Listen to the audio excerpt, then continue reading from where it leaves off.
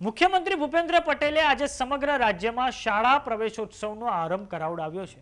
CM Bhupendra પટેલે વડાપ્રધાન નરેન્દ્ર મોદીની વડનગરની બીએન હાઈસ્કૂલથી આ સમગ્ર કાર્યક્રમનો શરૂઆત કરાવડાવી છે।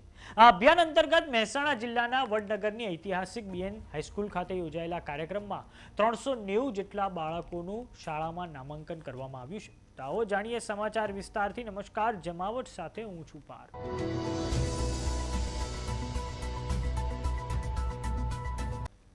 મુખ્યમંત્રી ભૂપેન્દ્ર પટેલે વર્ષ 2026માં શાળા પ્રવેશોત્સવનો આરંભ કરાવડાવ્યો છે। પ્રવેશોત્સવ પ્રસંગે ધારાસભ્ય કિરીટ પટેલ, વડનગર નગરપાલિકાના પ્રમુખ મિતિકા શાહ, તાલુકા પંચાયત પ્રમુખ કાનુજી ઠાકોર, અગ્રણી ગિરીશ રાજકોર, ભરત ડાંગર, જિલ્લા કલેક્ટર એસ.કે. પ્રજાપતિ, જિલ્લા વિકાસ અધિકારી અંચુ વિલ્સન, આ ઉપરાંત શાળાના આચાર્ય, શિક્ષકો, વાલીઓ અને મોટી સંખ્યામાં વિદ્યાર્થીઓ આ પ્રવેશોત્સવમાં હાજર રહ્યા છે। આ પ્રસંગે મુખ્યમંત્રી ભૂપેન્દ્ર પટેલે પ્રતિક્રિયા આપતી વખતે કહ્યું છે કે વર્ષ 2003માં તત્કાલીન મુખ્યમંત્રી તરીકે નરેન્દ્ર મોદીએ શાળા પ્રવેશોત્સવ અને કન્યા કેળવણીનું મહત્વપૂર્ણ અભિયાન શરૂ કરાવડાવ્યું હતું। તેના પરિણામે રાજ્યના શિક્ષણ ક્ષેત્રે નોંધપાત્ર પરિવર્તન આવ્યું છે। એક સમયે મોટી સંખ્યામાં બાળકો અભ્યાસ અધવચ્ચે છોડી દેતા હતા, પરંતુ સતત પ્રયાસો અને શિક્ષણ પ્રત્યેની સામૂહિક જવાબદારીના કારણે આજે શાળાઓમાં નામાંકન દર 100% સુધી પહોંચી ગયો છે અને ડ્રોપઆઉટ રેશિયો 1%થી પણ ઓછો થયો છે। આવો સાંભળીએ મુખ્યમંત્રી ભૂપેન્દ્ર પટેલે આ શાળા પ્રવેશોત્સવને લઈને શું કહ્યું છે। એમણે દરેક પરિસ્થિતિ પોતે અનુભવેલી અને એના કારણે કોઈને સરકારમાં બેઠા પછી નાનામાં નાના માણસને કેવી રીતે આગળ વધારી શકાય એનો પ્રયત્ન અને આ શાળા પ્રવેશોત્સવ અને કન્યા કેળવણી 2003માં શરૂ કરાયું।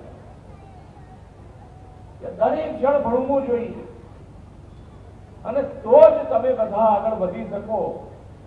આજે તમે જુઓ તો એ પહેલા શાળામાં 100 વિદ્યાર્થી દાખલ થાય તો ડ્રોપ આઉટ 37%, એટલે 37 છોકરાઓ તો પાછા ઘેર જતા રહ્યા હોત। આજે આ પ્રયત્નના હિસાબે કન્યા કેળવણી અને શાળા પ્રવેશોત્સવના કારણે આજે આપણે એ ડ્રોપ આઉટ રેશિયો બે બાજુથી ફાયદા કર્યા છે। એક તો 100% નામાંકન થાય અને એ નામાંકન થયા પછી એમાં ડ્રોપ આઉટ 1%થી પણ ઓછો થયો છે।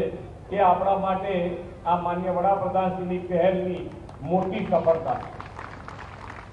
ટેકનોલોજીનો ઉપયોગ એમણે હર હંમેશ ટેકનોલોજીને મહત્વ આપ્યું છે।